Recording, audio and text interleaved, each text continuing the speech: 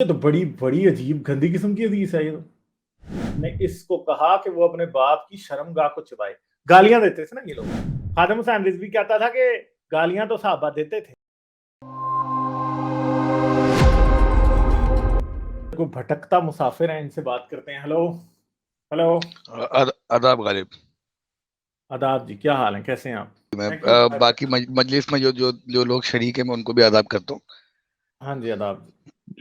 اچھا، ابھی جو سب سے اچھا صاحب کہہ رہے تھے سورہ نجم کی ایک آیت کا حوالہ دے رہے تھے. اچھا، اس آیت کے تناظر میں اگر آپ نکالیے مسند احمد 9737. مسند احمد مجھ سے مسند احمد، یہ تو بڑی بڑی عجیب گندی قسم کی حدیث ہے یہ تو. جی ہاں جی ہاں. اور اگر آپ رسول اللہ کو مجسم اسلام کہتے ہیں تو پھر دیکھ لیجئے کیا چیز ہے یہ. نہیں، اس کو پڑھ دیتے ہیں نا، اس میں کیا ہے. یہ ہم ایسی باتیں کرتے ہی رہتے ہیں اپنے چینل پہ.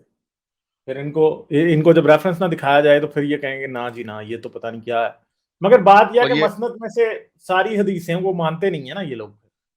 لیکن اس کا جو اسٹیٹس ہے وہ صحیح ہے، اور یہ انہوں نے اگر سائے ستہ میں شامل کیا ہے تو پھر اس سے بھاگ کیسے سکتے ہیں وہ؟ اسٹیٹس تو صحیح ہے جی، مگر سائے ستہ میں کدھر شامل کی ہے؟ مطلب مسند کی ساری حدیثوں کو یہ نہیں مانتے نا. یہ مسند کو تو بہت زیادہ وہ لیتے ہیں.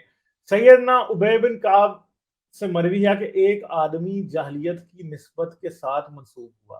سیدنا ابی ابی رضی تعالیٰ عنہ نے اس کو کہا کہ وہ اپنے باپ کی شرمگاہ کو چبائے. گالیاں دیتے تھے نا یہ لوگ، اور انہوں نے یہ بات کنایتاً نہیں کی.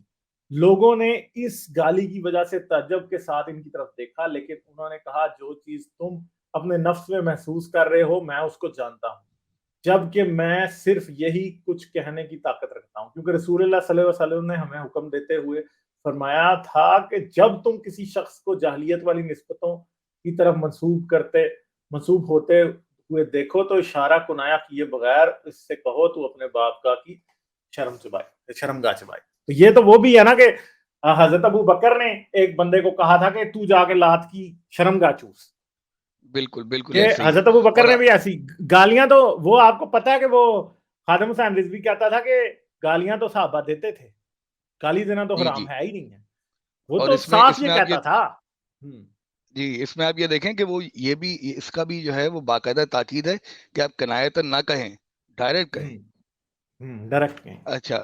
اچھا سر، یہ ابھی جو حکیم صاحب جو ہیں ہمارے بڑے پیارے، وہ پچھلے دنوں ابھی غالب کی اسٹریم پہ گئے تھے، تو انہوں نے کہا، جب وہ آپ کو تو معلوم ہے کہ وہ حدیثوں سے ان کو خاص طور پر جو ہے وہ بیر ہے اور صحیح ہے، اور لیکن انہوں نے جا کے وہاں کو کہا تھا حارث کی اسٹریم پہ کہ بھئی میں ایسی حدیثیں بھی جانتا ہوں کہ جو جن کا آپ نے آج تک ذکر بھی نہیں کیا.